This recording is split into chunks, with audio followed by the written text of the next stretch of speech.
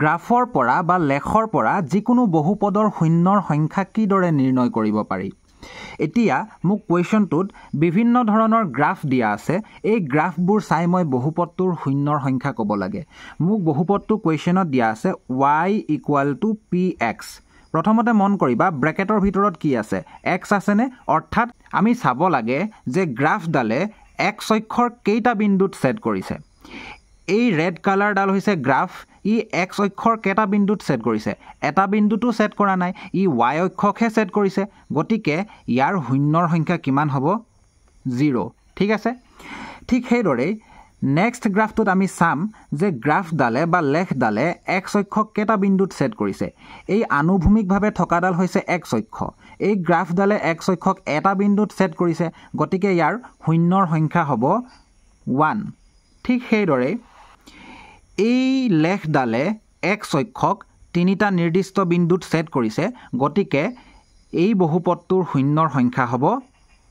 3 fourth চিত্ৰটোত কি কৈছে এই গ্ৰাফডালে x অক্ষক কেইটা বিন্দুত ছেট কৰিছে দুটা নিৰ্দিষ্ট বিন্দুত ছেট কৰিছে গতিকে শূন্যৰ সংখ্যা হ'ব 2 ঠিক আছে নেক্সট কুৱেশ্যনটো যদি চাওঁ তাত দেখিম যে লেখডালে x অক্ষক 1 2 3 4 চাৰিটা বিন্দুত ছেট কৰিছে গতিকে শূন্যৰ সংখ্যা হ'ব 4 ঠিক আছে কুৱেশ্যন নম্বৰ 6 টো যদি আমি চাওঁ দেখিম যে লেখডালে x অক্ষক 1 2 3 তিনিটা বিন্দুত ছেট কৰিছে গতিকে শূন্যৰ সংখ্যা হ'ব 3 অৰ্থাৎ আমি কি দেখিলো আমাক যি বহুপদ দিয়া আছিল y = px ব্ৰেকেটৰ ভিতৰত যেহেতু x আছিল গতিকে আমি চাব লাগিব যে লেখডালে x অক্ষক কেইটা বিন্দুত ছেট কৰিছে